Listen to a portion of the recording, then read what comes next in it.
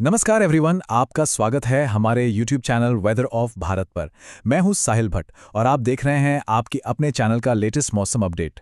चलिए जानते हैं उत्तर और मध्य भारत में अगले कुछ दिनों में मौसम किस तरह से बदलने वाला है। तो जो पिछले कुछ दिनों से एक के बाद एक सक्रिय पश्चिमी विक्षोभ का सिलसिला चल रहा था, वो आखिरकार अब थोड़ा थमा है। ऐसा लग रहा है जैसे मौसम ने उत्तर और मध्य भारत में एक छोटा सा ब्रेक ले लिया है, जिसका मतलब है कि अगले कुछ दिन हमें शांत और स्थिर मौसम का अनुभव होने वाला है। जी हाँ, 24 और 25 मार्च की बात करें तो मौसम का मिजाज बहुत ही खुशनुमा रहने वाला है। सोचिए, साफ खुला आसमान, हल्की गर्माहट वाली धूप और बहुत ऊंचाई पर तैरते हुए सिरस बादल, ये सब मिलकर वसंत का एक बेहतरीन माहौल बना रहे हैं। तो अगर बाहर जाने का कोई प्लान है ना, तो ये 2 दिन बिल्कुल परफेक्ट हैं, क्योंकि बारिश का तो दूर दूर तक कोई चांस नहीं है। लेकिन सवाल यही उठता है कि ये सुकून, ये शांति आखिर कब तक? क्योंकि जैसा कि हम जानते हैं, मौसम की खामोशी अक्सर किसी आने वाले बड़े बदलाव का संकेत होती है। बिल्कुल, ये सुकून ज्यादा दिन का मेहमान नहीं है, क्योंकि 25 मार्च की शाम से ही एक नया पश्चिमी विक्षोभ उत्तर भारत के दरवाजे पर दस्तक देने जा रहा है और इसके आते ही मौसम का पूरा मिजाज एक बार फिर से पलटने वाला है। इस नए सिस्टम का जो सबसे ज्यादा असर है ना, वो हमें 26 और 27 मार्च को देखने को मिलेगा और यह पहाड़ों से लेकर मैदानी इलाकों तक हर जगह अपना प्रभाव छोड़ेगा। लेकिन हाँ, इसका रूप हर जगह एक जैसा नहीं होगा। कहीं पर यह बर्फ बनकर गिरेगा तो कहीं बारिश की हल्की फुहारों के रूप में। तो चलिए जरा विस्तार से समझते हैं।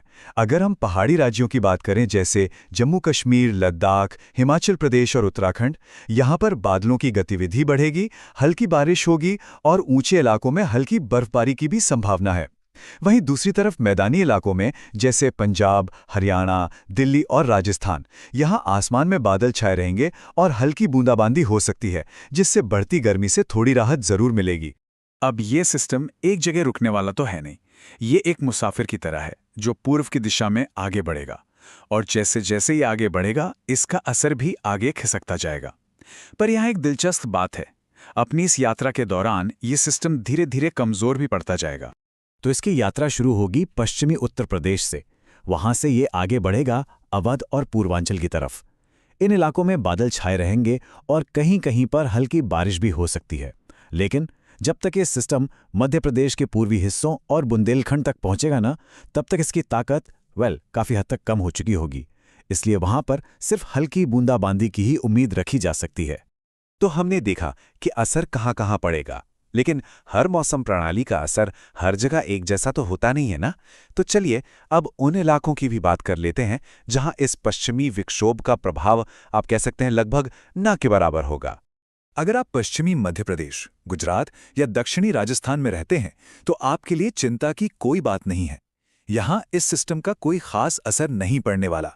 हाँ, हो सकता है आसमान में थोड़े बहुत बादल जरूर दिख जाएं, लेकिन मौसम में किसी बड़े बदलाव की उम्मीद बिल्कुल नहीं है। और जैसा कि कहते हैं, कहानी अभी खत्म नहीं हुई है। मौसम का ये जो चक्र है ना, ये कभी रुकता नहीं है। जैसे ही एक सिस्टम हमें अलविदा कहता है, दूसरा उसकी जगह लेने के लिए तैयार खड़ा रहता है। तो चलिए इस पूरी वेदर स्टोरी को एक बार जल्दी से समराइज कर लेते हैं। 24 और 25 मार्च शांत, साफ, सुहाना मौसम।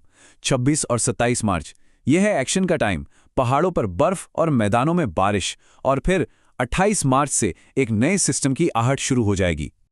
और ये हमें एक बहुत ही दिलचस्प सवाल के मोड़ पर लाकर खड़ा कर देता है कि 28 मार्च से जो अगला सिस्टम आ रहा है, वो कैसा होगा?